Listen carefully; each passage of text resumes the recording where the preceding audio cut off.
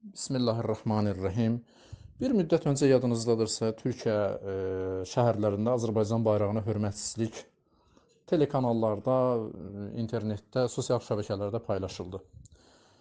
Və gördünüz ki, türklər Azərbaycan bayrağına zibil qutusuna atıblar və ya yandırırlar və sair və ilaxır. Bu gün yenə bir xəbər yayıldı ki, bəli, bir qadın Azərbaycan bayrağını zibil qutusuna atmaq istəyərkən polis onu saxlayıb. Türkiyədə nə baş verir? Bax, bu mühüm budur. Bilmirəm dostlar kimlər, nə qədər Türkiyədə olublar və Türkiyə cəmiyyətini, camiyyətini nə qədər tanıyırlar, amma həqiqət budur ki, Türkiyədə Azərbaycana qarşı münasibət birmənalı deyil və bunu ermənilərin boynuna da tökmək olmaz. Ay deyək, bunlar ermənilər deyə, Yunanlılar da xeyr belə deyil. Türkiyə cəmiyyəti radikal olaraq iki hissəyə ayrılır. Bir hissə o, bəli, Azərbaycana, Qafqaza nisbətən nəzəri yaxşıdır, bunlar azdırlar. Bir hissə isə məxsusən bu qərb tərəfə getdikcə, İstanbul, iri şəhərlər və bir hissə bu mühüm şəhərlərə getdikcə, orada Azərbaycanlılara xas bir nifrət və təhqir hissi var. Yəni, Azərbaycanlılara yuxarıdan aşağı baxırlar. Əgər dostları da olublarsa, buna aydın görəcəklər. Yəni, Azərbaycanlılara çox bir təhqir gözü ilə baxırlar, ikinci və üçüncü dərəcəli adam hesab edirlər. Və erməniləri və özlərini daha yaxın bilirlər.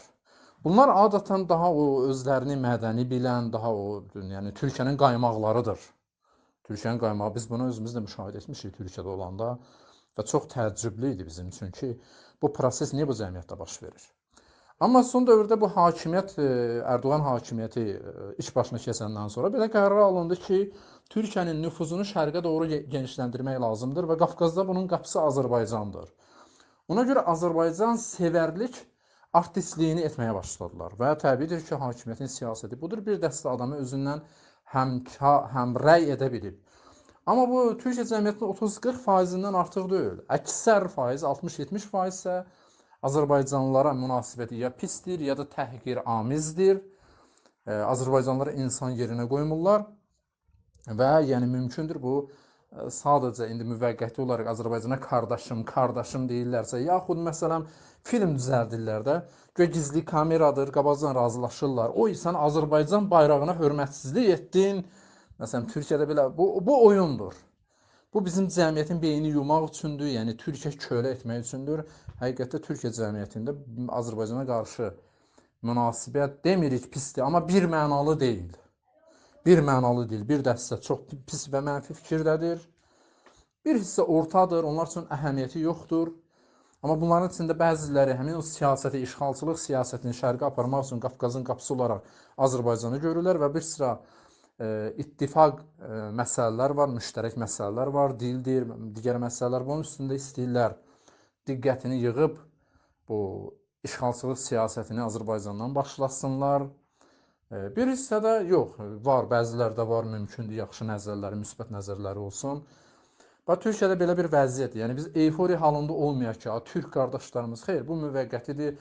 Təkrar deyirəm, baxın, 18-20-ci illərdə türklər Azərbaycana gələndə həmin qüvvələr Ermənistanın yaranmasında birbaşa rolu oldu.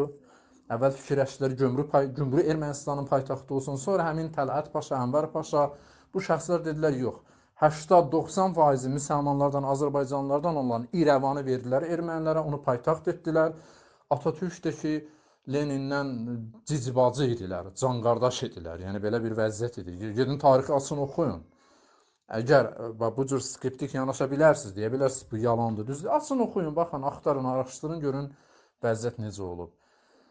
Erdoğan indi müvəqqəti siyasəti var, hansı ruslarla alış-verişi var və mümkündür yenə həmin o Atatürk siyasətini qabağa aparsın. Lap Ənvər Paşa, Tələət Paşa, Camal Paşa bunların siyasətini qabağa aparsın, Haku ilə gəlsin və Haku ilə də versin, getsin. Yaxud da ki, xeyr, əslən hakimiyyət sabah dəyişiləndə Azərbaycanlılar da ermənilərə nisbətən aşağı sort hesab olunurlar. Yəni, o qaymaqların nəzərində, o elitanın nəzərində.